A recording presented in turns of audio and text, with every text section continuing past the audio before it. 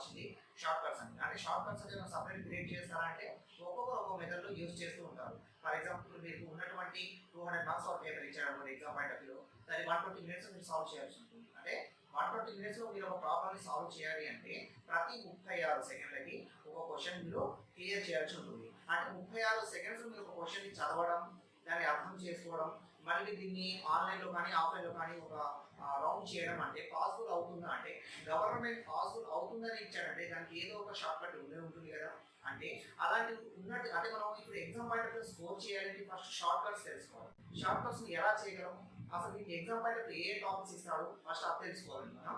దీనికోసం చాలా మంది ఒక్కొక్క మెథడ్ యూజ్ చేస్తుంటారు. కానీ ఇప్పుడు నేను చెప్పబోయేటువంటి ప్రతి షార్ట్ కట్ కానివ్వండి, అంటే నేను ఏ టాపిక్ చెప్పినా సరే నా ఓన్స్ మెథడ్స్ లో నేను క్రియేట్ చేసినటువంటి షార్ట్ కట్స్. నేను చెప్పే షార్ట్ కట్స్ మీకు ఎక్కడ దొరికినా, విన్నట్టు అనిపించినా, లేకపోతే మీరు ఎక్కడ చూసినట్టు అనిపిస్తే నాకు ఉన్నటువంటి యూట్యూబ్లో మీ కామెంట్స్ రూపంలో తెలపండి, మీ అకౌంట్కి 10,000 రూపాయలు పంపిస్తాను. అంటే ఇవి కేవలం మీరు క్రియేట్ చేసినటువంటి షార్ట్ కట్స్ మాత్రమే. ఓకే అండి. ఇప్పుడు నా యొక్క టీచింగ్ ఎక్స్పీరియన్స్ వచ్చేసి 9 సంవత్సరాలు అండి. ప్రజెంట్ నేను బీటెక్ కాలేజ్ వాటిలో టీచింగ్ చేస్తున్నాను సిఆర్టీ ప్రోగ్రామ్గా. అంటే మనకి ఇప్పుడు ఎగ్జామ్ పాయింట్ ఆఫ్ వ్యూలో మనకు మెయిన్గా వచ్చేటువంటి టాపిక్స్ ఏమైనా ఉన్నాయంటే మీరు ఇక్కడ అబ్జర్వ్ చేశారా? క్లాక్ నుంచి కంపల్సరీ ఇస్తాడు. ఎందుకు ఇస్తాడు దాని గురించి ముందు మాట్లాడు. నెక్స్ట్ క్యాలెండర్ ఇస్తాడు. ఎందుకు ఇస్తాడు అని అవి చెప్తాను. Clocks, calendars, blood relations, dice, syllogisms ఇవి కంపల్సరీ ఇస్తాడు. అంటే మీరు IAS exam CSAT including IAS IPS రాసినా సరే సిశాట్ పేపర్ 2లో కూడా ఇవే టాపిక్స్ ఉంటాయి. నార్మల్ ఎగ్జామ్ మీరు అంటే నార్మల్ గ్రూప్ 4 లాంటి చిన్న చిన్న ఎగ్జామ్స్ రాసినా కూడా ఈ టాపిక్స్ కంపల్సరీ ఉంటాయి. మరి వీటికి ఎందుకు అంత ప్రత్యేకత ఉంటుంది భారతదేశంలో అంటే మీరు ఫస్ట్ వీటిని తెలుసుకోవాల్సింది తెలుసా? క్లాక్ క్యాలెండర్ క్రియేట్ చేసింది ఎవరంటే మన పూర్వీకులు, అంటే రోమన్స్, ఈజిప్షియన్స్ వీళ్ళు క్రియేట్ చేశారు. అందుకే మనం చదువుకునేటువంటి అకాడమిక్ బుక్స్ లో 1 to 3 నెంబర్స్ ఉంటాయి. ఏముంటాయి? రోమన్ వాల్యూస్ ఉంటాయి. అంటే మన చరిత్రను తెలిపేటువంటి టాపిక్స్ ఉన్నాయి కనుక వీటిని మనకి ఎగ్జామ్ పాయింట్ ఆఫ్ వ్యూలో అడగడం జరుగుతుంది. సో ఓకేనా. ఈరోజు మన టాపిక్ క్యాలెండర్ గురించి ఒకసారి డిస్కస్ చేద్దామండి. ఈరోజు క్యాలెండర్ అంటే భారతదేశంలో ఎన్ని రకాల క్యాలెండర్స్ యూజ్ చేస్తున్నారు అసలు ఆ విషయం తెలుసుకుందాం. ఓకేనండి. అంటే అసలు భారతదేశంలో ఎన్ని రకాలైనటువంటి క్యాలెండర్స్ ఉన్నాయంటే 5 రకాల క్యాలెండర్స్ ఉన్నాయి. ఈ విషయం ఒకటి తెలుసా? 5 రకాల క్యాలెండర్స్ భారతదేశంలో యూజ్ చేస్తున్నారు. వాటి పేర్లు ఏంటి మరి? ఒకటి ప్రపంచవ్యాప్తంగా ఉపయోగిస్తున్నటువంటి క్యాలెండర్, అంటే వరల్డ్ మొత్తం కంట్రీలో మీరు ఎక్కడైనా వెళ్ళినా సరే ఒకే ఒక క్యాలెండర్ కనిపిస్తుంది. దాని పేరే గ్రెగోరియన్ క్యాలెండర్. ఏ క్యాలెండర్ అంటే గ్రెగోరియన్. ఓకేనా. నెక్స్ట్ మనం యూజ్ చేసిన అంటే కేవలం భారతదేశంలో మాత్రం ఉపయోగించేటువంటి క్యాలెండర్ ఏంటంటే శక క్యాలెండర్. ఇది సెంచనరీ క్యాలెండర్ అంటారు, శక. ఓకేనా. నెక్స్ట్ భారతదేశంలో మాత్రం ఉపయోగించే ఇంకొక క్యాలెండర్ కూడా ఉంది. కొన్ని ఇస్లామిక్ కంట్రీస్ దేశాలు కూడా యూజ్ చేస్తున్నాయి. ఆ దేశాలు ఇస్లామిక్ కంట్రీ దేశాలు యూజ్ చేసిన క్యాలెండర్ పేరు వచ్చేసి ఇస్లామిక్ క్యాలెండర్. ఓకేనా. ఇవి కాకుండా అంటే మనకి ఇప్పుడు ఎన్ని వచ్చాయి? మొత్తం గ్రెగోరియన్ వచ్చింది, నెక్స్ట్ శక వచ్చింది, శక అంటే హిందూ క్యాలెండర్. నెక్స్ట్ ఇస్లామిక్ వచ్చింది, ఇస్లామిక్ అంటే ముస్లిం దేశానికి సంబంధించింది. నెక్స్ట్ డైచి, పాచి అని ఉంటుంది. అంటే డైచి అంటే గవల రూపంలో తెలియజెప్పేది, పాచి అంటే మనకు ఒక కార్డ్స్ రూపంలో ఏర్పాటు చేసేటువంటి క్యాలెండర్స్. అంటే భారతదేశంలో ఎన్ని క్యాలెండర్స్ ఉపయోగిస్తున్నారు ప్రజెంట్ అంటే కేవలం 3 క్యాలెండర్స్ ఉపయోగిస్తున్నారు.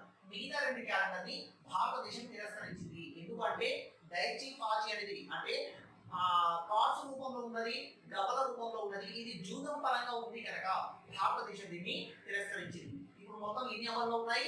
3 అమల్లో ఉన్నాయి. ఒకటి ఏంటంటే గ్రెగోరియన్ క్యాలెండర్, ఒకటి ఏంటిది గ్రెగోరియన్ క్యాలెండర్. నెక్స్ట్ ఏంటిది శక క్యాలెండర్, నెక్స్ట్ ఏంటిది శక. 3 ఏంటిది ఇస్లామిక్ క్యాలెండర్. ఓకేనా.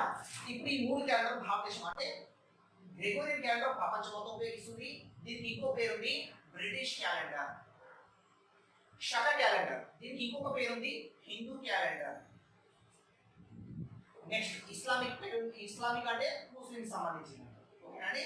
అంటే మొత్తం భారతదేశంలో ఉన్నటువంటి ఈ 3 క్యాలెండర్ అమల్లో ఉన్నాయి. ఈ 3 క్యాలెండర్ మీరు ఏ ఆన్సర్ చేసినా సరే ఒకే రకంగా వస్తుంది. కానీ ఇప్పుడు మనం చూద్దాం. గ్రెగోరియన్ క్యాలెండర్ కు ఒక కోడ్ వేరే ఉంటుంది. అంటే కోడ్ అంటే 12 మంత్స్ ఉంటాయి, సంవత్సరానికి 12 నెలలు ఉంటాయి. 12 నెలలకు ఒక కోడ్ ఇస్తారండి. ఆ కోడ్ వచ్చేసి 12 square 0 5 square 0 6 square 12 square plus 2. దీనికి 0 శనివారం అవుతుంది. నెక్స్ట్ శక క్యాలెండర్. శక క్యాలెండర్ అంటే 03361462535. దీనికి 0 ఆదివారం అవుతుంది. దీనికి ఇస్లామిక్ క్యాలెండర్ 1439 చాంద్ర మొహర్రం నుంచి స్టార్ట్ అవుతుంది. ఓకేనా అండి. ఇది ఇస్లామిక్ క్యాలెండర్. దీన్ని 3 బేస్ చేసుకొని దీన్ని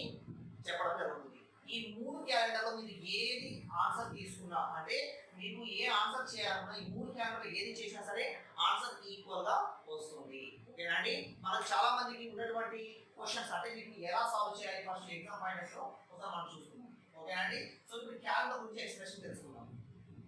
క్యాలెండర్ ఎలా పుట్టింది అసలు ఫస్ట్ మనకు కావచ్చు ఇది ఎలా పుట్టింది దాని యొక్క చరిత్ర దగ్గర చూస్తే మీకు షార్ట్ కట్స్ ఈజీ అవుతుంది. మొత్తం క్యాలెండర్ లో 13 మోడల్స్ ఉంటాయి. మొత్తం 13 మోడల్స్ ఉన్నాయి. ఈ 13 మోడల్స్ నేర్చుకుంటే మీరు ఇంకేమైనా చేయొచ్చు. ఫర్ ఎగ్జాంపుల్ ఉదాహరణ మీకు చెప్తున్నా అండి, మీ దాంట్లో నాకు ఏమన్నా మీ యొక్క డేట్ ఆఫ్ బర్త్ నాకు ఇచ్చారనుకోండి. ఫర్ ఎగ్జాంపుల్ మీరు ఎప్పుడు పుట్టారు, ఏ రోజున పుట్టారు, మీ లక్కీ నెంబర్ ఏంటిది, మీరు ఎవరిని పెళ్లి చేసుకోవాలి, ఈ యొక్క పుట్టు పూర్వతరాలు మొత్తం క్లారిటీగా నేను మీకు ఇస్తానండి. ఓకేనా? అది మీకు ఇవ్వడం కాదు, అసలు మీరు కూడా దీన్ని ఎలా చేయవచ్చు అనేది నేను మీకు చూపిస్తాను. ఓకేనా? అంటే ఫర్ ఎగ్జాంపుల్ ఇప్పుడు మనం చూస్తున్నాం, ఉదాహరణకి ఇప్పుడు మనకు క్యాలెండర్ మీరు అనుకునే విధంగా సంవత్సరానికి ఎన్ని నెలలు అనుకుంటున్నారు? 12 నెలలు అనుకోండి. వాస్తవంగా క్యాలెండర్ అనేది 12 నెలలు కాదు, 12 నెలల క్యాలెండర్ మాత్రమే రూపొందించారు. ఎవరది? ఫస్ట్ స్టార్టింగ్ లో ఈజిప్షియన్స్ వాళ్ళు రూపొందించారు. ఎవరది? ఈజిప్షియన్స్ యొక్క కాలంలో క్యాలెండర్ ఎన్ని నెలలు ఉంటాయంటే కేవలం 10 నెలల క్యాలెండర్ మాత్రమే ఉండేది. ఎవరి హయాంలో? ఈజిప్షియన్స్ యొక్క హయాంలో. ఈజిప్షియన్స్ యొక్క హయాంలో ఎంత ఉండేది అన్నట్టు? 10 నెలల క్యాలెండరే. అంటే మార్చ్ లో స్టార్ట్ అయ్యేది, డిసెంబర్ లో ఎండ్ అయ్యేది. క్యాలెండర్ మార్చ్ లో స్టార్ట్ అయ్యేది, డిసెంబర్ లో ఎండ్ అయ్యేది. మొత్తం 305 రోజులు మాత్రమే ఉండేది క్యాలెండర్ లో. కానీ ఇప్పుడు ఎన్ని ఉన్నాయి? 12 నెలలు ఉన్నాయి. మరి మిగతా 2 నెలలు ఎక్కడికి వెళ్ళాయి? మిగతా 60 రోజులు ఎక్కడికి వెళ్ళాయి అని ఇప్పుడు మనం చూద్దాం. ఓకేనా? సో ఈజిప్షియన్స్ తర్వాత నెక్స్ట్ వచ్చినటువంటి రాజులు ఎవరంటే రోమన్స్. నెక్స్ట్ వచ్చిన రాజు అంటే రోమన్స్. రోమన్స్ యొక్క నెక్స్ట్ వచ్చిన రాజు పేరు అంటే రోమన్స్. ఈ రోమన్స్ యొక్క కాలంలో ఏమైందంటే దీంట్లో ఒక రాజు ఉన్నాడు. అంటే ఈజిప్షియన్స్ రూపొందించిన క్యాలెండర్ మార్చ్ స్టార్ట్ అయింది, డిసెంబర్ ఎండ్ అయింది. మొత్తం 360 రోజులు. ఈజిప్షియన్ రాజు అతని నెక్స్ట్ వచ్చిన వ్యక్తులు అంటే రోమన్స్. రోమన్స్ యొక్క రాజు పేరు ఏంటంటే రెండో రాజు. ఆ రెండో రాజు పేరు నోమా పాపిలియస్. నోమా పాపిలియస్ అనే వ్యక్తి ఏం చేశాడంటే ఒక మంత్ని క్రియేట్ చేశాడు. ఆ మంత్ పేరు ఏంటంటే ఫెబ్. ఏమంటే ఫెబ్. అసలు ఫెబ్ అంటే ఏంటి తెలుసా? లాటిన్ వర్డ్ లో ఫెబ్ అంటే స్నో అని అర్థం. ఉదాహరణకు మీకు చూపిస్తున్నాను. రోమ్ నగరంలో అంటే ప్రపంచంలో అన్ని దేశాలు అంటే రోమ్ నగరానికి ఒక ప్రత్యేకత ఉంది. ఆ ప్రత్యేకత ఏంటంటే మీరు ఈటీవీ న్యూస్ చూసినట్లయితే అప్పుడప్పుడు మనకు న్యూస్ వస్తుంది ఏమని, రోమ్ నగరంలో మళ్ళీ మంచు వర్షం ప్రారంభమైంది. అంటే మొట్టమొదటిసారిగా మంచు వర్షం ప్రారంభమైంది రోమ్ నగరంలో స్టార్ట్ అవుతుంది. అంటే మొత్తం కప్పబడిపోతాయి. ఇది మొత్తం స్నోతోటి కప్పబడి, మంచు వర్షం కాదండి, అది స్నో. అయితే అలా రాజు ఏం చేశాడు, నోమా పాపిలియస్ అనే వ్యక్తి ఏం చేశాడంటే మన రాజ్యంలో ప్రజలు బయటికి వచ్చి పనిచేసే పరిస్థితులు లేరు, ఈ మంత్ మొత్తం ఇంట్లోనే ఉంటున్నారు కనుక నేను దీన్ని హాలిడే ప్రకటిస్తున్నాను అని చెప్పేసి ఆ నోమా పాపిలియస్ అనే వ్యక్తి ఏం చేశాడంటే ఫెబ్ అనే మంత్ తీసుకొచ్చాడు. ఫెబ్ అంటే లాటిన్ వర్డ్ లో స్నో అని అర్థం. ఓకేనా? ఇది మీరు అనుకునే విధంగా ఇది 28 రోజులు 29 రోజులు అని చెప్పేసి చాలా మంది అపోహపడుతున్నారు. వాస్తవంగా ఇది 28 29 రోజులు కాదు, ఇది 30 రోజులు. మరి ఇది 28 29గా ఎలా మారింది దీనికోసం చూద్దాం. ఓకేనా? నెక్స్ట్ వచ్చిన వ్యక్తులు ఎవరంటే రోమ్స్ తర్వాత నెక్స్ట్ వచ్చినటువంటి వ్యక్తులు ఎవరు అంటే జూలియన్ సీజర్. ఈ జూలియన్ సీజర్ యొక్క నెక్స్ట్ వచ్చిన అంటే రోమ్స్ తర్వాత వచ్చిన నెక్స్ట్ రాజు ఎవరంటే జూలియన్ సీజర్. ఈ జూలియన్ సీజర్ అనే వ్యక్తి ఏం చేశాడంటే ఈ రాజు యొక్క భార్య, ఆమె పేరు జూలియన్ అసెంజర్. ఆమె పేరు ఏంటంటే జూలియన్ అసెంజర్. అయితే ఈమె క్యాన్సర్ రోగంతోనే బాధపడుతూ ఉంటుంది. ఏ రోగంతోనండి? క్యాన్సర్ రోగం. అయితే తను ఏం చేసిందంటే జూలియన్ అసెంజర్ అనే వ్యక్తి ఆమె రాజుతో ఒక మాట తీసుకుంటుంది. ఏమంటే నేను చనిపోతున్నాను కదా, నేను చనిపోయినప్పటి నుంచి ప్రపంచం అంతరించిపోయేంత వరకు ప్రపంచంలో పుట్టిన ప్రతి వ్యక్తి నా పేరు కలుసుకోవాలని ఆమె రాజు దగ్గర మాట తీసుకుంటుంది. అప్పుడు ఆ రాజు ఏం చేశారంటే జూలియన్ అసెంజర్ నుంచి ఆమె పేరు నుంచి జాను అని తీసుకుంటాడు. ఏమని తీసుకున్నాడు? జాను అని తీసుకుంటాడు. తీసుకొని ఒక జనవరి మంత్ క్రియేట్ చేశాడు. అది కూడా 30 రోజులు మాత్రమే. ఇది కూడా 30 రోజులు మాత్రమే. మరి ఇది 31గా ఎలా మారింది? ఓకేనా అండి? ఇవన్నీ డౌట్స్ క్లారిఫై చేసుకుంటారు మనం వెళ్దాం. ఓకేనా? అయితే ఈమె మీకు మాట చెప్పాను ఏమని, ఇక్కడ జూలియన్ అసెంజర్ అని చెప్పాను. జూలియన్ అసెంజర్ పేరు ఎవరు తీసుకున్నాడు? జాను. పాపం ఇది ఏ రోగంతో బాధపడుతుంది? క్యాన్సర్. ఏ రోగంతో? క్యాన్సర్. అసలు ఈ విషయం తెలుసా? సైన్స్ లో ఎక్కడ కూడా క్యాన్సర్ అనే పదం లేదు. అసలు ఇది రోగమే కాదు, దీనికి ట్రీట్మెంట్ ఉంది. ఓకేనా? సైన్స్ లో ఎక్కడ కూడా హార్ట్ అటాక్ అనే పదం లేదు. అసలు ఇది రోగమే కాదు, దీనికి ట్రీట్మెంట్ ఉంది. సైన్స్ లో ఎక్కడ కూడా ఎయిడ్స్ అనే పదం లేదు. అసలు ఇది రోగమే కాదు, దీనికి ట్రీట్మెంట్ ఉంది. ఫర్ ఎగ్జాంపుల్ నేను చూస్తాను క్యాన్సర్. క్యాన్సర్ అంటే మీరు అన్ని రకరకాలుగా ఉంటున్నాడు. క్యాన్సర్ అంటే సింపుల్ లాంగ్వేజ్ చెప్పండి. దీనికి ట్రీట్మెంట్ ఉంది. 2017 2017 ఈ డిసెంబర్ 9వ తేదీన డిసెంబర్ 9 కాదు 10వ తేదీన ఒక వ్యక్తికి నోబెల్ ప్రైజ్ లభించింది. దేనికి అంటే క్యాన్సర్ మందుకు ఆ వ్యక్తికి నోబెల్ ప్రైజ్ ఇచ్చారు. ఓకేనా అండి. అతను ఎవరు అంటే యుహాన్. ఎవరది? వుహాన్ కాదు, యుహాన్. ఆ వ్యక్తికి ఎందుకు వచ్చింది అంటే 2017 డిసెంబర్ 10వ తేదీన అతనికి క్యాన్సర్ మందు కనుక్కున్నందుకు అతనికి నోబెల్ ప్రైజ్ ఇచ్చారు. ప్రపంచంలో అత్యున్నతమైనటువంటి ప్రైజ్ ఏంటంటే నోబెల్ ప్రైజ్. అతనికి నోబెల్ ప్రైజ్ లభించింది. అసలు ఎలా కనుక్కున్నా అంటే క్యాన్సర్ అంటే మనకు కనబడే గాయాలకు మందు ఉంటుంది, కనబడని గాయాలకు మందులు. ఫర్ ఎగ్జాంపుల్ నాకు దెబ్బ తాకింది, ఇక్కడ నేను ఆయింట్మెంట్ పెట్టుకోగలను. సో ఇక్కడ ఆయింట్మెంట్ పెట్టడం వల్ల లేకపోతే ట్రీట్మెంట్ చేయడం వల్ల ఇక్కడ ఉన్నటువంటి పుండు కానీ గాయం కానీ మారిపోతుంది. ఓకేనండి. అదే పుండు నా పేగులకు లోపలైతే ఆ పుండుకి నేను లోపల అంటే ఆయింట్మెంట్ పెట్టలేను, దానికి ట్రీట్మెంట్ కూడా చేయలేను. అంటే కనబడే గాయాలకు మందు ఉంటుంది, కనబడని గాయాలకు మందు ఉండదు. ఏ గాయాలకైతే మీరు మందు పెట్టడానికి వీలు లేకుంటుందో దాన్ని క్యాన్సర్ అంటారు. Simple language. ఓకేనా. ఆ వ్యక్తి చేసినటువంటి ట్రీట్మెంట్ ఏంటంటే అసలు క్యాన్సర్ ట్రీట్మెంట్ ఏం తెలుసా? సంవత్సరం మొత్తంలో 365 రోజులు ఉంటే 365 రోజులు ఉంటే మొత్తంలో దీంట్లో కనీసం మొత్తం సంవత్సరం మొత్తంలో ఏ వ్యక్తి అయితే 24 నుంచి 30 రోజుల పాటు 24 రోజులు పక్క 30 రోజులు సరిపోతుంది. ఓకేనా. సంవత్సరం మొత్తంలో 365 రోజుల్లో 24 నుంచి 30 రోజులు పోతుంటారు. ఓకేనా. 24 నుంచి 30 రోజుల పాటు రోజుకి మినిమం 12 నుండి 14 గంటల పాటు ఏ వ్యక్తి అయితే ఉపవాసం ఉన్నాడో ఆ వ్యక్తికి క్యాన్సర్ రాదు అని చెప్పేసి నోబెల్ ప్రైజ్ అవుతాడు. అంటే అర్థం ఏంటిది అంటే సంవత్సరం మొత్తంలో ఏ వ్యక్తి అయితే 365 రోజుల నుంచి వెళ్ళి మొత్తం సంవత్సరం మొత్తం 365 రోజులలో 24 నుంచి 30 రోజుల పాటు 24 కంపల్సరీ మ్యాండేటరీ, తర్వాత 30 రోజులు సరిపోతుంది. ఓకేనా. 24 నుంచి 30 రోజులు రోజుకి 12 నుండి 14 గంటల పాటు ఏ వ్యక్తి అయితే ఉపవాసం ఉంటాడో అంటే ఎటువంటి ఆహారం తీసుకోకుండా మంచిగా తీసుకోకుండా ఏ వ్యక్తి అయితే ఉపవాసం చేస్తాడో ఆ వ్యక్తికి క్యాన్సర్ రాదు అని చెప్పేసి నోబెల్ చేసుకుని అవతపడ్డాడు. అసలు అది ఎందుకు వచ్చింది అంటే ఫర్ ఎగ్జాంపుల్ మన పెద్ద పేగులో ఉన్నాయనుకోండి, మనకి ఇక్కడ ఉన్నటువంటి పేగు గాయమైంది అంటే ఒక పుండు అయింది, ఇది క్యాన్సర్ అంటారు. ఓకేనా. సో ఇప్పుడు మనకు ఉన్నటువంటి 12 నుంచి 14 గంటల పాటు ఉపవాసం ఉండడం వల్ల దీనికి ఒక లాజిక్ ఉంది. లాజిక్ ఏంటంటే మనకు అప్పుడప్పుడు మీరు బ్రష్ చేసినప్పుడు సైడ్ లో అప్పుడు ఒకటి లిక్విడ్ వస్తుంది చేదుగా, మీకు గుర్తుందా? దానికి ఫర్ ఎగ్జాంపుల్ మీకు మన అర్థమయ్యే గుర్తు చెప్పుకోండి, ఒక యాసిడ్ అనుకోండి, అప్పుడప్పుడు చెప్పినట్టు బ్రష్ చేసినప్పుడు పుల్లా వస్తుంది. ఆ యాసిడ్ ఏం చేస్తున్నట్టే మీరు ఎప్పుడైతే 9 గంటల పాటు ఆహారం తీసుకోకుంటారో అప్పుడు యాసిడ్ రిలీజ్ అయిపోతుంది. అదేం చేస్తుంది? యుద్ధం ప్రారంభిస్తుంది బాడీ మీద, వెళ్ళి ఆహారాన్ని తీసుకురా. అది ఏమవుతుంది? బాడీ మొత్తం విషపూరితం అవుతుంది. అప్పుడు అది ఏం చేస్తుందంటే ఈ యాసిడ్ మొత్తం ఆహారాన్ని వెతుకుంటూ పరిగెత్తుతుంది. ఇప్పుడు నేను గోడలు గుద్దితే పగలదు, అదే నేను ఒక అద్దాలో గుద్దితే పగిలిపోతుంది. ఎందుకంటే అది గట్టి ప్రాంతము, ఇది మెత్తటి ప్రాంతం. అలాగే మనకు ఉన్నటువంటి యాసిడ్ ఏం చేస్తుంది? గట్టిగా ఉన్నటువంటి ప్లేట్లకు హోల్ చేయలేదు. కానీ ఇక్కడ పుండు అంటే ఏంటంటే పుండు మీన్స్ ఏంటి అన్నట్టు అది ఒక గాయం. ఆ గాయం ఒక అర్థం ఏంటిది? చెడిపోయిన మాంసం మీద బయటికి రావడమే కదా. అయితే ఆ చెడిపోయినటువంటి మాంసాన్ని ఈ యాసిడ్ ఏం చేస్తుందంటే తినేస్తుంది. అంటే పుండు పోయిందంటే ట్రీట్మెంట్ అయినట్టే కదా. ఎస్. అందుకే ప్రతి సంవత్సరం మ్యాండేటరీగా సంవత్సరం 365 రోజులలో ముస్లిమ్స్ కి రంజాన్ పండుగను ఏర్పాటు చేయడం జరిగింది. దీని యొక్క మీనింగ్ ఏంటంటే క్యాన్సర్ ట్రీట్మెంట్ ఏంటంటే ఫాస్టింగ్ ఉండదు. అందుకే కంపల్సరిగా ముస్లిమ్స్ ప్రతి సంవత్సరం 30 రోజుల పాటు ఉపవాసం ఉండాల్సింది. పొద్దున్న 4 గంటలు తిన్నటువంటి సాయంత్రం 7 గంటలు సరిపోతుంది కదా. 12 నుంచి 11 గంటల పాటు ఏం తినకుండా ఉంటారో ఆ వ్యక్తి క్యాన్సర్. మరి ముస్లిమ్స్ వాళ్ళే ఉంటారు, మరి ఇంటర్ మీరే క్యాన్సర్ లేదంటే ఎందుకు లేదు? ఉంది కదా. హిందూస్ లో కూడా ఒకటి ఉంది ఏంటంటే స్వామి మాల వేయడం. ఏదో ఒక మాల, ఆంజనేయులు సంథింగ్ ఏదో ఒక మాల వేస్తారు కదా. స్వామి మాల మినిమం 42 డేస్ వేస్తారు. ఎన్ని వేస్తారు? 42 డేస్. మరి 42 డేస్ ఎందుకు సార్? మీకు 30 రోజులు అయితే మాకు 42 రోజులు ఎందుకు అంటే ఇంకా 12 రోజులు ఎందుకు ఎక్స్ట్రా అవుతుంది అంటే మీరు మధ్యాహ్నం పూట అల్పాహారం భుజిస్తారు కనుక ఇంకొక 12 రోజులు ఎక్స్ట్రా అవుతుంది. ఇది దీని వెనక ఉన్నటువంటి ఒక చరిత్ర. ఇది క్యాన్సర్ ఉన్నటువంటి ఒక చరిత్ర. ఓకేనా.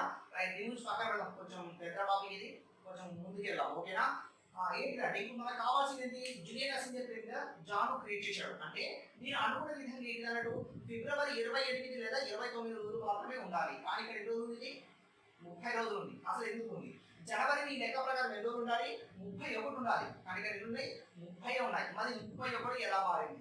ఇది 28, 29 ఎలా మారింది? ఓకేనా. ఇప్పుడు దీని తర్వాత నెక్స్ట్ వచ్చిన వ్యక్తి ఎవరు అంటే నాకు అగస్టిన్. ఎవరది?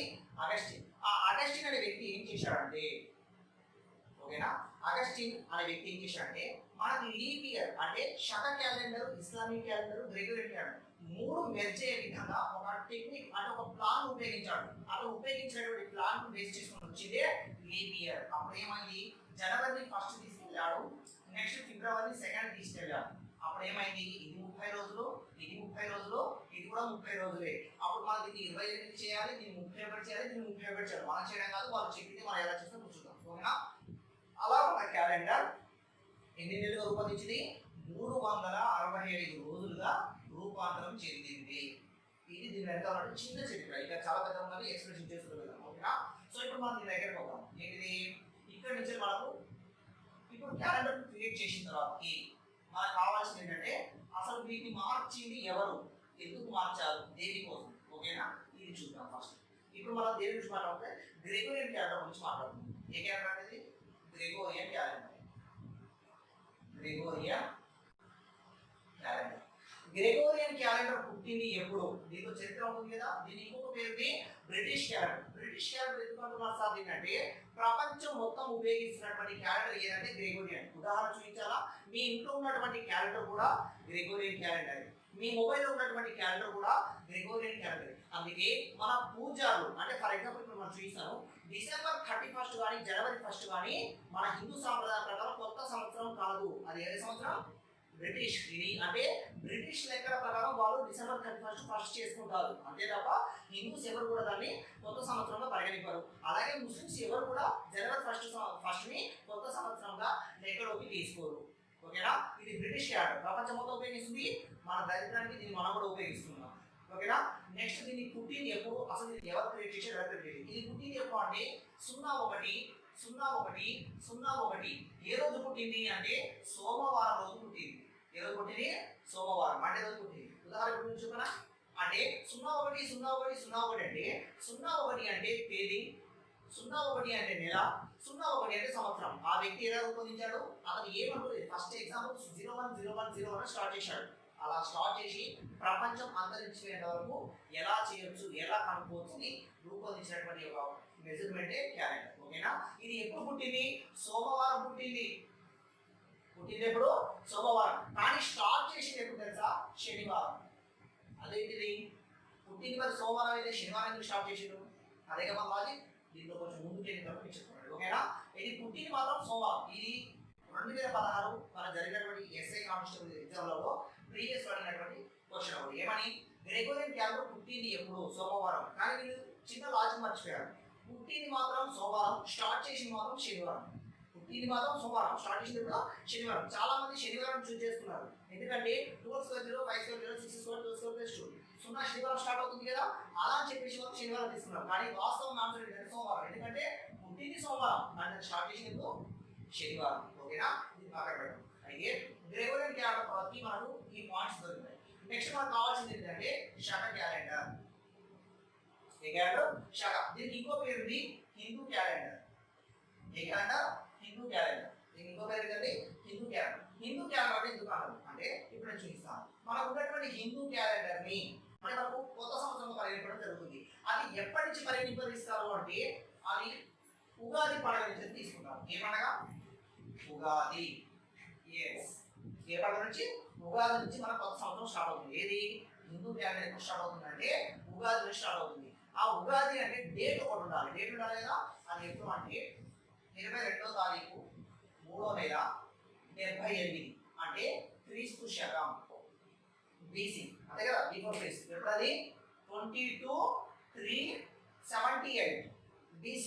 22వ తారీఖు 3వ నెల 78 క్రీస్తు శకంలో మొట్టమొదటిసారిగా ఉగాది పండుగను ప్రారంభించడం జరిగింది. ఓకేనా? అయితే ఇక్కడ లాజిక్ ఉంది. ఇది ఏంటిది అంట, సాధారణ సంవత్సరం అయితే ఈ పండుగ 22వ తారీఖు స్టార్ట్ అవుతుంది. అదే లీప్ సంవత్సరం అయితే 21న స్టార్ట్ అవుతుంది. అదేంటిది, లీప్ సంవత్సరం అంటే 29 రోజులు ఉండాలి కదా, అంటే ఒక రోజు పెరగాలి కదా. మరి ఇక్కడ ఎందుకు ఏమవుతుంది, తగ్గుతుంది. ఇక్కడ సాధారణ సంవత్సరం అంటే తగ్గాలి కదా, కానీ ఇక్కడ ఏమవుతుంది, పెరుగుతుంది. అంటే లీప్ సంవత్సరం అంటే పెరగాల్సిన దుక్కులు ఏమవుతుంది, తగ్గుతుంది. తగ్గాల్సిన దుక్కులు ఏమవుతుంది, పెరుగుతుంది. ఈ వ్యత్యాసాన్ని గమనించినటువంటి వ్యక్తి ఎవరు అంటే అగస్టిన్. అది ఎలా గమనించాడో నేను మీకు కొంచెం ముందు చూపిస్తాను. ఓకేనా అండి, రైట్. ఇప్పుడు మనం ఒక పని చేద్దాం. ఇది ఉగాది. ఉగాది అంటే ఫస్ట్ ఉగాది అంటే ఫస్ట్ ఉగాది అంటే యుగానికి నాంది. ఉగాది అంటే ఏంటంటే యుగానికి నాంది. అసలు ఉగాది పండుగ ఎలా పుట్టింది ఇప్పుడు నేను చూపిస్తాను. ఉగాది అంటే యుగానికి నాంది. యుగానికి నాంది అంటే ఏంటంటే మన తలరాతలు రాసేటువంటి వ్యక్తి ఎవరు అంటే బ్రహ్మ. తలరాతలు రాసే వ్యక్తి ఎవరు? బ్రహ్మ. అయితే ఆ బ్రహ్మ దగ్గర ఉన్నటువంటి ఒక తలరాతలు రాసేటువంటి గ్రంథాన్ని సోమకాసుడు అనే రాక్షసుడు దొంగిలిస్తాడు. ఎవరు దొంగిలిస్తారో? సోమకాసుడు అనే రాక్షసుడు దొంగిలించి వెళ్ళి సముద్రపు అడుగు భాగాన దాచుకుంటాడు. ఎవరి వ్యక్తి?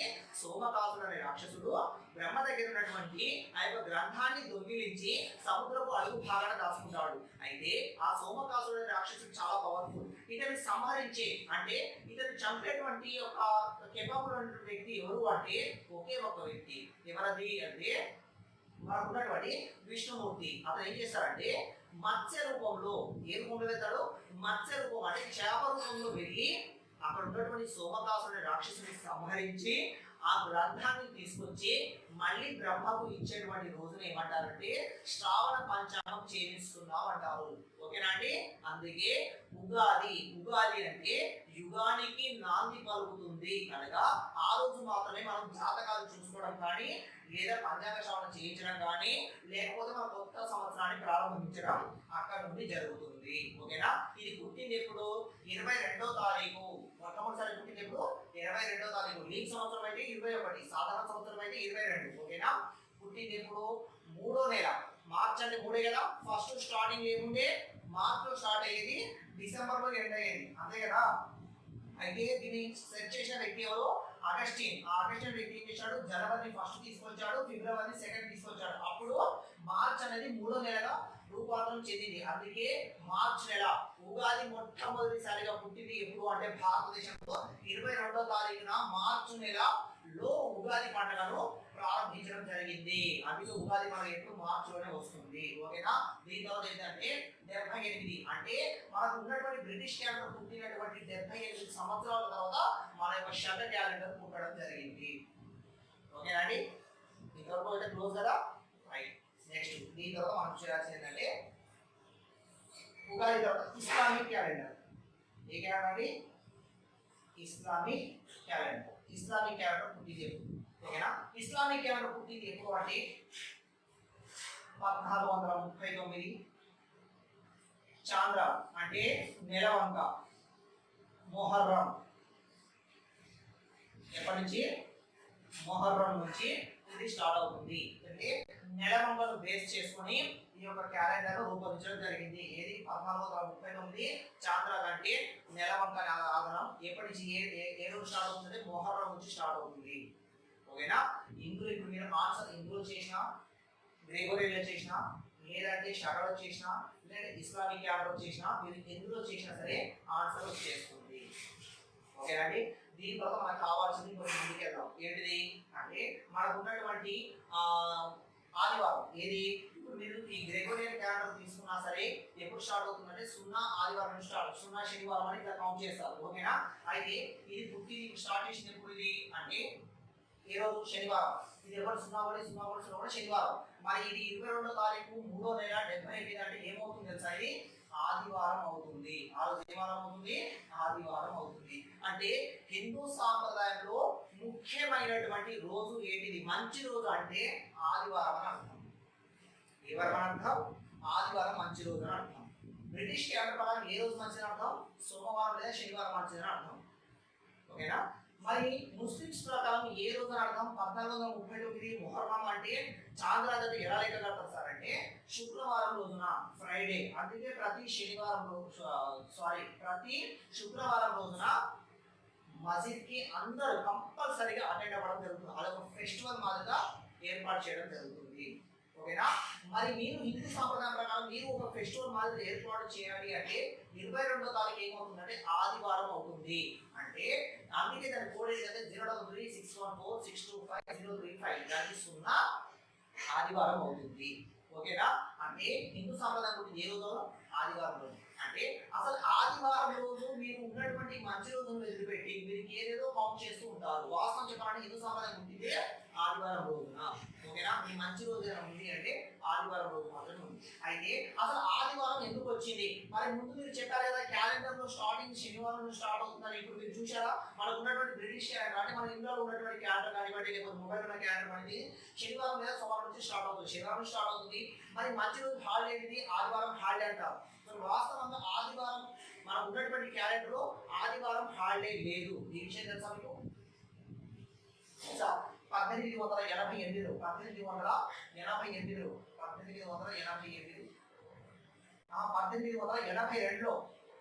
1882 భారతదేశంలో 1918 సంథింగ్ 1918 సంథింగ్ కొంచెం అడిగిలో రాజు చూద్దాం. ఓకేనా? 1900 కూడా 1922 మొట్టమొదటిసారిగా అంటే భారతదేశంలో ఆదివారం హాలిడే రావడానికి ఒక వ్యక్తి తన ప్రాణాన్ని త్యాగం చేశాడు. ఆ వ్యక్తి ఎవరు తెలుసా? నారాయణ మేఘాజీ లోఖండే. నారాయణ మేఘాజీ లోఖండే అనే వ్యక్తి భారతదేశంలో శనివారం అనే హాలిడే ఉంటే ఆ శనివారం అనే హాలిడేని తొలగించి ఆదివారం హాలిడే తీసుకురావడానికి తన ప్రాణ త్యాగాన్ని చేశాడు. ఆ వ్యక్తి ఎవరంటే నారాయణ మేఘాజీ లోఖండే. ఇప్పటికీ కూడా మనం పోస్ట్ ఆఫీస్కి వెళ్తే అతని పేరు మీద పోస్ట్ ఆఫీస్ అంటే 50 పైసా స్టాంప్ ఇప్పటికీ కూడా నారాయణ మేఘాజీ లోఖండే అతని యొక్క ఫోటో తోటి ఒక స్టాంప్ లభిస్తుంది. అంటే ఎందుకు లభిస్తుంది అంటే అతను ఒక చరిత్ర సృష్టించాడు. ఏమని? భారతదేశంలో శనివారం హాలిడే ఉంటే శనివారం హాలిడేని తొలగించి ఆదివారం హాలిడే తీసుకురావడం గల ముఖ్యమైన వ్యక్తి ఎవరంటే నారాయణ మేఘాజీ లోఖండే. ఎలా తీసుకొచ్చారంటే బ్రిటిష్ వాళ్ళని పోరాటం చేశాడు. ఏమని? మా భారతదేశ సాంప్రదాయం పుట్టింది ఆదివారం రోజు కనుక మా యొక్క సాంప్రదాయం లెక్క ప్రకారం మేము ఒక వారంలో ఒక రోజు ఉపవాసం ఉండడం జరుగుతుంది. వారంలో ఒక రోజు ఉపవాసం ఉండాలి. హిందూ సాంప్రదాయం ప్రకారం అదే కదండి. వారంలో 2 రోజులు ఉపవాసం ఉండాలి, ఒక రోజు ఉండాలి. సంవత్సరం మొత్తం 2 రోజులు ఉండాలి, 40 అంటే 30 రోజులు అయితే ముస్లిమ్స్, 40 రోజులు అయితే హిందూస్ ఉండాలి. ఎందుకు చెప్పడానికి ఆన్సర్ అవ్వదు చెప్పండి. మరి వారంలో ఒక రోజు ఎందుకు ఉండాలి అంటే ఫర్ ఎగ్జాంపుల్ మనం ఒక ఫ్యాన్ వేసి ఇలాగే నడిపించబడుతుంది, అలాగే 1 వీక్ ఏమవుతుంది? హీట్ వల్ల కాలిపోతుంది. అంటే ఏ వస్తువు కూడా అంటే 3 పూట తినడం వల్ల మన పెద్ద ఇక్కడ అజీర్తి చేస్తుంది, ఎక్కువ వేడి తినకూడదు అంటారు. అంటే దాని ఉదాహరణ ఏంటి తెలుసా? మనకు ఉన్నటువంటి ఒక ఆహారం తీసుకునే అలవాట్లలో మాంసకృతులు మీరు తీసుకున్నట్లయితే అంటే అది డైజెషన్ అవ్వడానికి 72 గంటలు పడుతుంది. ఎంత పడుతుంది? 72 గంటలు పడుతుంది. అంటే ఈ రోజు తిన్నటువంటి మాంసం డైజెషన్ అవ్వడానికి ఈ రోజు కాదు, రేపు కాదు, ఎల్లుండి కాదు, ఆవుల డైజెషన్ అవుతుంది. ఓకేనా?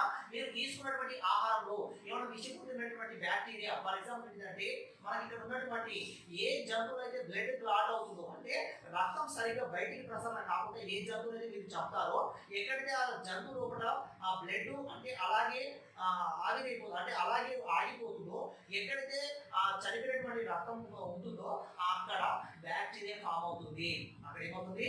బ్యాక్టీరియా ఫామ్ అవుతుంది. అలా బ్యాక్టీరియా ఫామ్ అయ్యి ఏం చేస్తుందంటే మీరు భుజించినటువంటి ఆహారం మొత్తం ఉంటుంది కదా ఆ మాంసం లోపల వెళ్ళడం వల్ల సరైన మోతాదులో మీరు ఉడకబెట్టకపోవడం వల్ల ఆ రక్తంలో ఉన్నటువంటి బ్యాక్టీరియా ఏం చేస్తుంది? మీ యొక్క లోపలికి వెళ్ళిన తర్వాత దీన్ని ఏమంటారంటే ఈ యొక్క పేగు చివర ఉంటుంది, దీన్ని ఉండుగము అంటారు. దీన్ని ఏమంటారు? ఉండుగము అంటారు. ఈ ఉండుగాన్ని ఏం చేస్తుంది? భుజించినటువంటి ఆహారం మొత్తం డైజెషన్ అవ్వడానికి మాంసం పుత్రులు 72 గంటలు పడుతుంది. ఆ చివరి రోజున ఇక్కడ ఉండుగం డైరెక్ట్ చేయబోతుంది. అప్పుడు ఆ బ్యాక్టీరియా ఏం చేస్తుందంటే ఈ చిన్నగా ఉన్నటువంటి పేగు పైన లాస్ట్ ఇదే కదా ఎండింగ్ మీరు ఇక్కడ వచ్చి చేస్తుంటే ఆ పేగు పైన అటాక్ చేస్తుంది. బ్యాక్టీరియా వెళ్ళడానికి ఇంకా సోర్స్ లేదు కదా, అటాక్ చేస్తుంది. అప్పుడు ఏమవుతుందంటే మీరు చాలా మన పురాణం అంటే మన పూర్వీకులు చెప్తుంటారు, నాకు కూడా చాలాసార్లు ఏం తెలుసా మనకి ఇలా ఉన్నటువంటి పేగు ఇలా లావుగా మారుతుంది, సన్నగా ఉండాల్సినటువంటి పేగు లావుగా మారుతుంది. దీన్ని ఏమంటారంటే జట్ట అంటారు. జట్ట అంటే ఉదాహరణ చెప్పండి, అప్పుడప్పుడు మీరు ఎక్కడ కొంతమంది తెలుసుకుంటే అడగండి. జట్ట అంటే ఏడు ఉన్న వల్ల ఇలా వాస్తాయి, ఇంత లావుగా వాచిపోతుంటే అది ఒంగదు, ఇరగదు, ఏం కాదు, చాలా దొంగగా అనిపిస్తుంది, చాలా లావుగా మారిపోతుంది. దాన్ని ఏమంటారంటే జట్ట అంటారు. ఈ యొక్క జట్ట పేరే అంటే బ్యాక్టీరియా అటాక్ చేసినటువంటి యొక్క లాస్ట్ ముందుగా ఏమంటారంటే ఆ యొక్క జట్టను తెలుగులో అంటారు. దాని పేరే ఇంగ్లీష్ లో అపెండిక్స్ ప్రాబ్లం అంటున్నారు. జస్ట్ సింపుల్ అది ఏం లేదు. ఓకేనా? ఈ జట్టను ఏమంటున్నారు? మనం అపెండిక్స్ ప్రాబ్లం అంటున్నాం. అంటే ఈ ఉన్నటువంటి 72 గంటలు పట్టడానికి సమయం పడుతుంది కదా, మీకు గమనించారు కదా ఎంత పడుతుంది? మాంసం ఫ్రెష్ అవ్వడానికి 72 గంటలు పడుతుంది. అయితే మన హిందూ సాంప్రదాయ ప్రకారం ఏమవుతుందంటే ఒక రోజు ఉపవాసం ఉండడం వల్ల ఆ లోపల పేరుకుపోయినటువంటి చెత్త చెదరం మొత్తం క్లీన్ అయిపోతుంది. యాసిడ్ క్లీన్ చేసింది కదా, ఆహారం లభించకపోతే క్లీన్ చేసినట్టు చెప్పాను కదా, అలా క్లీన్ చేసి మళ్ళీ రెడీగా పెడుతుంది. అయితే మరి మీరు ఉపవాసం ఉన్నప్పుడు మీరు నార్మల్ ఉన్నప్పుడు ఎనర్జీ ఉపవాసం ఉన్నప్పుడు ఉంటుందా? ఉండదు. ఎందుకు ఉండదు అంటే మనం ఆల్రెడీ అలసిపోతాం, మన లోపల ఉన్నటువంటి ఆహారం ఏమీ లేకపోవడం వల్ల ఎనర్జీ అనేది కొంచెం తగ్గిపోతుంది. వాస్తవమే కదా. అయితే ఇప్పుడు ఏమవుతుంది? ఆ నారాయణ మేఘాజీ లోఖండే అనే వ్యక్తి ఇచ్చాడంటే భారతదేశంలో ఆదివారం రోజున మా హిందూ సాంప్రదాయం పుట్టింది ఆదివారం రోజు, అందుకే మేము ఆదివారం రోజున ఉపవాసం ఉంటాము. సో దయచేసి మాకు భారతదేశంలో శనివారం సెలవు తీసేసి ఆదివారం హాలిడే ఇవ్వండి. అలా మీరు హాలిడే ఇవ్వడం వల్ల మేము ఉపవాసం ఉండి మా యొక్క పూజలు మేము చేసుకుంటాము. ఉపవాసం ఉండి మీ దగ్గరకు వచ్చి, అప్పుడు బ్రిటిష్ వాళ్ళు పని చేయించుకునేవాళ్ళు కదా, మీ దగ్గరికి ఉపవాసం వచ్చి ఉండి మీ దగ్గరకు వచ్చి పని చేసే పరిస్థితులు మేము లేము కనుక, సో మాకు భారతదేశంలో శనివారంలో హాలిడే తీసేసి ఆదివారం హాలిడే ఇవ్వడం చెప్పేసి అతను బ్రిటిష్ వాళ్ళని పోరాటం చేస్తే 1888లో పోరాటం చేస్తే అతను చనిపోయిన తర్వాత 1889లో భారతదేశంలో శనివారాన్ని హాలిడే తీసేసి ఆదివారం హాలిడే ప్రకటించడం జరిగింది. ఆ వ్యక్తి ఎవరు అంటే నారాయణ మేఘాజీ లోఖండే. ఇప్పటికీ కూడా తన పేరు మీద పోస్ట్ ఆఫీస్ లో స్టాంప్ 50 పైసా స్టాంప్ అందిస్తుంది. ఇది దీని వెనకాల చరిత్ర. ఇప్పుడు మీకు అర్థమైనా? అంటే మన హిందూ సాంప్రదాయంలో మంచి రోజు ఏంటిదంటే ఆదివారం. హిందూ సాంప్రదాయం పుట్టిందే ఆదివారం. ఇది దీని వెనకాలన్నటువంటి చరిత్ర. ఓకేనా? అయితే మనకు బ్రిటిష్ క్యాలెండర్ పుట్టినప్పుడు శనివారం, హిందూ క్యాలెండర్ పుట్టినప్పుడు ఆదివారం, ముస్లిం క్యాలెండర్ పుట్టినప్పుడు శుక్రవారం. ఓకేనా? ఇది దీని వెనకాలన్నటువంటి చరిత్ర. ఇప్పుడు మనం ఆదివారం గురించి తెలుసుకున్నాం, ఈ క్యాలెండర్ గురించి తెలుసుకున్నాం. ఇప్పుడు కొంచెం ముందుకు వెళ్దాం. ఓకేనా? సో ఇప్పుడు మనం ఏం చేద్దాం అంటే లీప్ సంవత్సరం దగ్గరికి వెళ్దాం. లీప్ సంవత్సరం కంటే ముందు ఫస్ట్ మనం ఏం చేద్దాం అంటే రోజుల దగ్గరికి వెళ్దాం. రోజులు అంటే వారానికి ఎన్ని రోజులు ఉంటాయి, వారానికి ఎన్ని రోజులు ఉంటాయి ఇక్కడ గమనించారు. ఎన్ని రోజులు ఉంటాయి? 7 రోజులే ఉంటాయి. 7 రోజులు ఏంటి? అసలు వారానికి 7 రోజులు ఎందుకు ఉండాలి, అసలు వాటి పేర్లు ఏంటి, మీరు ఎక్కడ గమనించారా? చూడండి, ఇది మూన్, ఇది Mercury, Mercury, next Venus, next sun, next Mars, next Jupiter, next Saturn. చూసారా?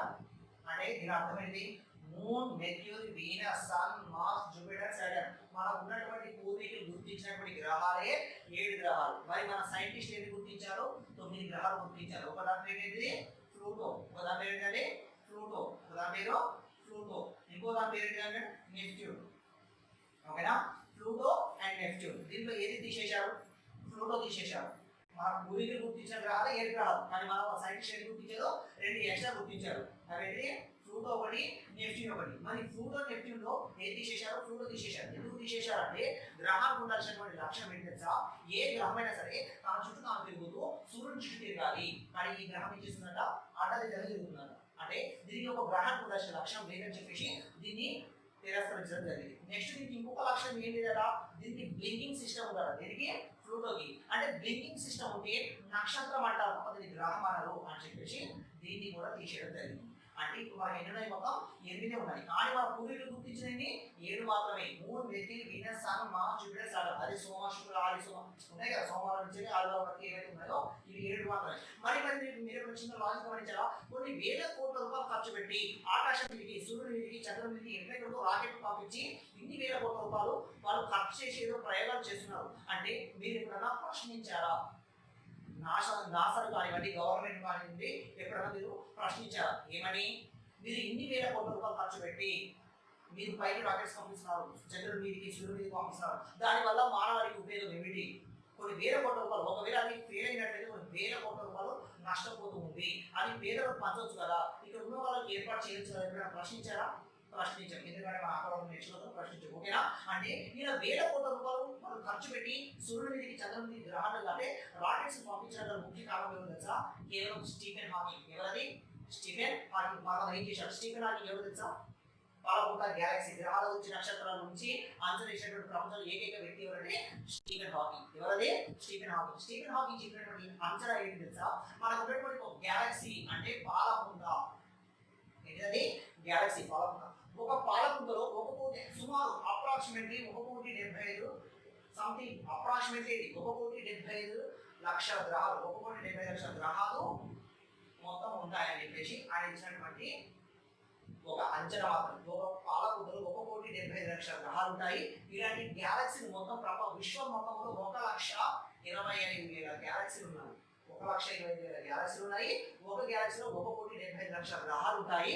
దాంట్లో మన గ్రహాలని 7 గ్రహాలు. మనం బతికేది ఒక గ్రహం భూమి మీద. ఓకేనా? అంటే మన భూమికి ఉన్నటువంటి లక్షణం ఏంటంటే ఈ ఉన్నటువంటి గ్యాలక్సీని మిగిలిన వాటిని ఏమంటారంటే బ్లాక్ హోల్స్ అంటారు. వీటిని ఏమంటారు? బ్లాక్ హోల్స్ అంటారు. అంటే ఈ యొక్క గ్యాలక్సీని కూడా మిగిలిన ఏమవుతుంది? దేనికి ఉంటుంది? బ్లాక్ హోల్స్ ఉంటుంది. ఇది చెప్పిన వ్యక్తి ఎవరంటే స్టీఫెన్ హాకింగ్. అతను చెప్పినటువంటి లెక్క ఏంటి తెలుసా, మన భూమి అనేది మెథడిక్ గ్రామ్, అంటే మన భూమి అనేది ఒక మెథడిక్ గ్రామ్. ఇది 3 పొరల్లో ఉంటుంది. ఐనో స్టార్ సంథింగ్ ఉంటుంది, ఆ పొరలో ఎన్ని పొరలు ఉంటుంది, 3 పొరల్లో ఉంటుంది. అంటే మనకు ఉన్నటువంటి 1,75,00,000 గ్రహాలు అలాగే ఒక పాలపుంతలో, ఇలాంటి పాలపుంతలు విశ్వం మొత్తంలో 1,20,000 అప్రాక్సిమేట్లీ ఉన్నాయి. వీటి మింగే వాటిని ఏమంటారు, బ్లాక్ హోల్స్ అంటారని చెప్పారు. అంటే ఇన్ని కోట్ల గ్రహాలలో మన ముష్టి 7 గ్రహాలు, దాంట్లో మనం విభజించేది ఒక గ్రహం మీద. అంటే ఈ లెక్క ప్రకారం మిగతా గ్రహాల మీద ఏలియన్స్, అంటే మిగతా గ్రహాల మీద కూడా జీవిస్తున్నారా లేదా, మనుషులు కానీ జంతువులు కానీ జీవిస్తున్నాయా లేదా అంటే 100 to 200% స్టీఫెన్ హాకింగ్ జీవిస్తున్నాయని అతను ఇచ్చినటువంటి వాదన.